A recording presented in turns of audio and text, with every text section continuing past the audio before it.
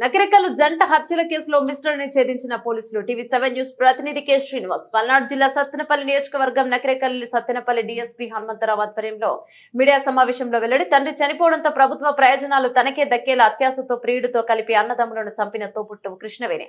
నకరికల్లు మండల కేంద్రమైన నకరికల్లులో సంచలనం రేపిన జంట హత్యల కేసులో నిందితులను సత్తెనపల్లి డీఎస్పీ ఎం హనుమంతరావు మంగళవారం జరిగిన మీడియా ముందు ప్రవేశపెట్టారు. ఆయన మాట్లాడుతూ నకరికల్లు గ్రామం యానాది కాలనీకి చెందిన తలపల కృష్ణవేణి తండ్రి టీచర్ గా పనిచేస్తూ సంవత్సరం జనవరి 4వ తేదీన మరణించాడు. తండ్రి తాలూకా ప్రభుత్వం నుంచి వచ్చే ప్రయోజనాల కోసం సోదరులతో గొడవలు జరిగాయని, పెద్దల సమక్షంలో సయోధ్యకు ప్రయత్నించినా కుదరకపోవడంతో సోదరులను అడ్డు తొలగించుకుంటే డబ్బులు మరియు ఉద్యోగం తనకే వస్తాయని కృష్ణవేణి ఆలోచన చేసినట్లు విచారణలో తెలిసిందని ఆయన తెలిపారు. ఈ విషయం ప్రియుడు దానయ్య కృష్ణవేణి ఇద్దరు మాట్లాడుకుని అన్నదమ్ములను చంపాలని నిర్ణయించుకున్నారు.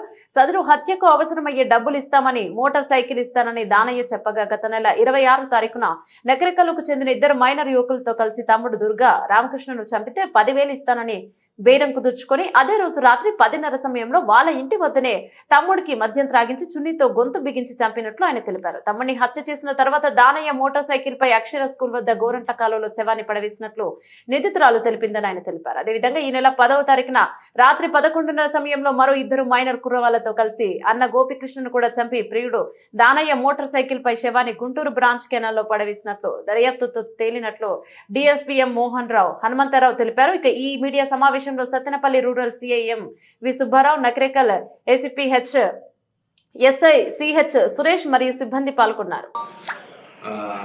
ఆలోచన వాళ్ళకి వచ్చి దాని మీద ఒకరికొకరు డిస్కస్ చేసుకొని పంచుకుందాం అని అడిగే క్రమంలో ఈ అమ్మాయి నాకు కూడా ఇవ్వండి షేరు, ఈ అమ్మాయి కూడా భర్త వదిలేసి ఉంది, సో నాకు ఇవ్వమని అన్న క్రమంలో ఈ అమ్మాయికి మేము ఇవ్వము, నీకు ఇచ్చే సమస్య లేదు, నీకెందుకు ఇస్తాము, మేము ఇద్దరం పంచుకుంటాము అన్న క్రమంలో గొడవలు స్టార్ట్ అయ్యి చివరికి వీళ్ళు ఒకరికొకరు ఈ అమ్మాయిని వాళ్ళిద్దరు కలిసి చంపడానికి ప్రయత్నాలు జరిగే క్రమంలో ఈ అమ్మాయికి ఆ విషయం మళ్ళీ వాళ్ళ తమ్ముడే బైనేని దుర్గా, అతను అక్క నేను ఇలాగైనా వేసేస్తాము అన్న, నేను కలిసి వేయాలనుకున్నాను ఒకరోజు మందు దాగి చెప్పిన దాని మీద ఈ అమ్మాయికి ఆలోచన కలిగి ఈ అమ్మాయి ఆల్రెడీ భర్తను వదిలేసి దాదాపు 2-3 సంవత్సరాల నుంచి వేరే ఈ ఏటు ఇతను వెనకున్నటువంటి అతను ఆ దానయ్య అనే అతన్ని పెట్టుకోవడం జరిగింది. పెట్టుకొని ఈ కుర్రాడు సహాయం కూడా తీసుకుంది ఆ అమ్మాయి.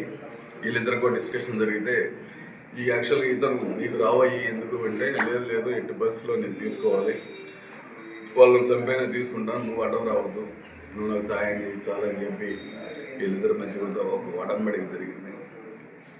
దాని ప్రకారం ఈ అమ్మాయి ఎలాగో నన్ను చంపేస్తారు కదా, ఇంక వీళ్ళని చంపేయాలని మనసులో పెట్టుకొని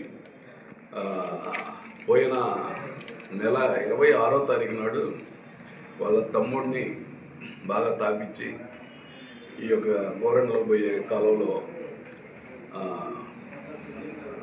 మెడకి చున్నీ వేసి లాగేసి, ఎవరితో లాగిందంటే ఈ అబ్బాయి ఇంకొక ఇద్దరు మైనర్స్ ఉన్నారు పిల్లలు, ఆ పిల్లల సహాయం తీసుకొని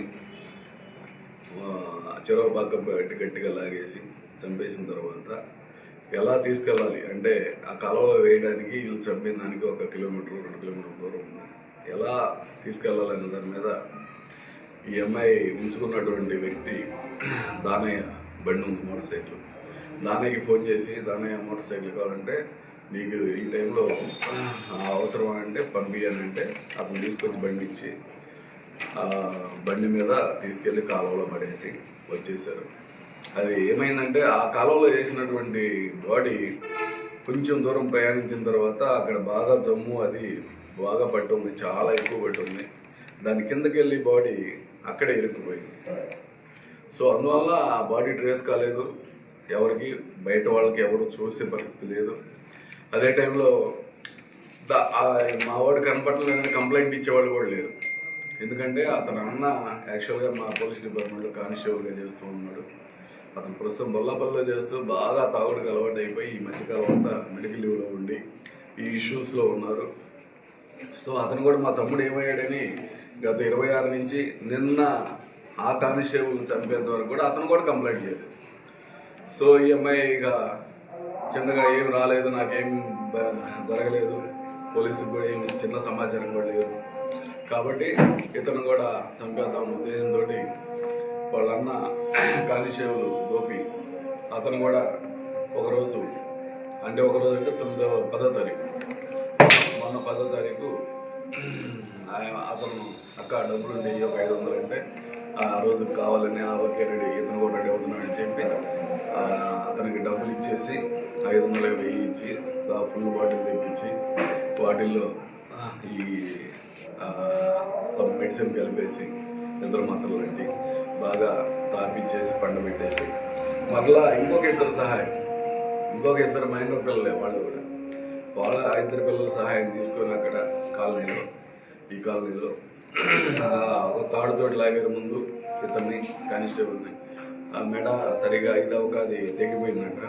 మరలా చున్నీ ఈ అమ్మాయి మెడలో ఉండే చున్నీతోటి మళ్ళీ లాగి అతను కూడా చనిపోయాడని కన్ఫర్మ్ చేసుకున్న తర్వాత ఆ బాడీని తీసుకొచ్చి ఈ మన మెయిన్ కాలువ ఉంది, నగరికల్ మెయిన్ కాలువ, ఆ మెయిన్ కాలువలో తీసుకెళ్ళి ఇటు సైడ్ లోపలికి తీసుకెళ్ళి సుమారు 1 కిలోమీటర్ అవతల ఎడ్జ్లో ఉండి పడేయడం జరిగింది.